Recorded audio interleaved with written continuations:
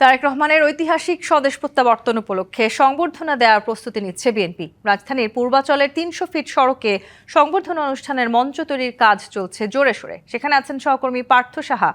পার্থ, তারেক রহমানকে বরণে বিএনপির প্রস্তুতির সবশেষ অবস্থা জানাবেন আমাদের। সকাল, দুপুর, সন্ধ্যা গড়িয়ে রাত এখনও কিন্তু জোর কদমে চলছে মঞ্চ তৈরির কার্যক্রম।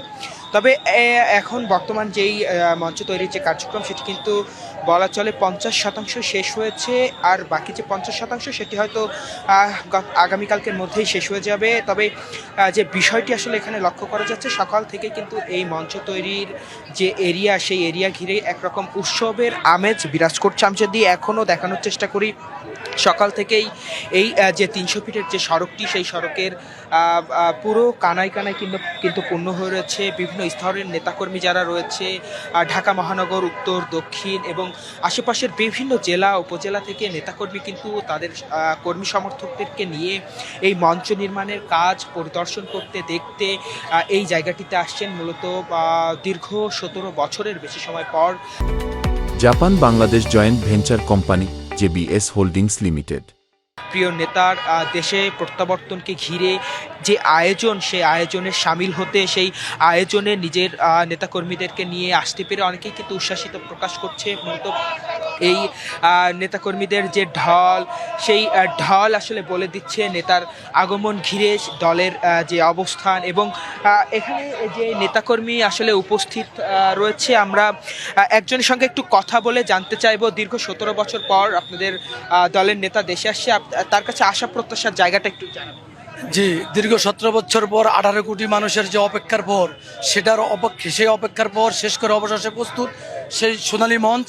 এবং এই মঞ্চ থেকে জনাব তারেক রহমান আগামী বাংলাদেশের রাজনীতির যে গুণগত পরিবর্তন, সেই গুণগত পরিবর্তনের বক্তৃতা দিবেন। এবং উনি বলেছিলেন, বাংলাদেশকে মালয়েশিয়া, সিঙ্গাপুর না করতে পারলেও বাংলাদেশ একটি সমৃদ্ধশীল রাষ্ট্র, উন্নত রাষ্ট্র এবং আত্মনির্ভরশীল রাষ্ট্র গড়ে তুলবেন, সেই আশায়। ধন্যবাদ। আমি আপনার কাছে একটু জানতে চাইবো, তারেক রহমান ২৫ ডিসেম্বর দেশে আসবেন, তাকে ঘিরে আসলে দলের যে অবস্থান এবং আপনাদের আশা প্রত্যাশার জায়গাটা একটু বলবেন। আমরা সবাই চাচ্ছি তারেক রহমান দেশে আসলে আমরা সবাই তার হাতকে শক্তিশালী করব, আমরা সবাই একসাথে কাজ করব। তার যেভাবে ভালো হয় আমরা তার কর্মী, আমাদের যেভাবে নির্দেশ দিবে আমরা সেভাবেই কাজ করব। আমরা দেশের জন্য কাজ করব, জনগণের জন্য কাজ করব।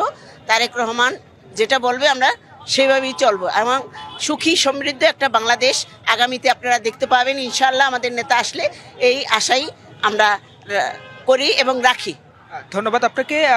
তাসনুভা, যেমনটি শুনছিলেন, এখানে যেই নেতাকর্মীরা রয়েছে তারা কিন্তু বলছেন প্রিয় নেতার আগমন এবং তার দেশে ফেরার পরে দলীয় যেমন শক্তি বাড়বে, ঠিক সামনে নির্বাচনও উৎসবমুখরভাবে পালন করা বা সম্ভব হবে এমনটি কিন্তু তারা প্রত্যাশা রাখছেন। এবং এই যে মঞ্চ তৈরির কার্যক্রম সেটি প্রায় শেষের দিকে। এবং আইনশৃঙ্খলা বাহিনীর অবস্থা সম্পর্কে যদি জানিয়ে রাখতে চাই, এখানে কিন্তু আইনশৃঙ্খলা বাহিনীরও সতর্ক অবস্থা রয়েছে। তাসনুভা, এই ছিল আমার কাছে ৩০০ ফিট থেকে বর্তমানে সর্বশেষ। ধন্যবাদ আপনাকে।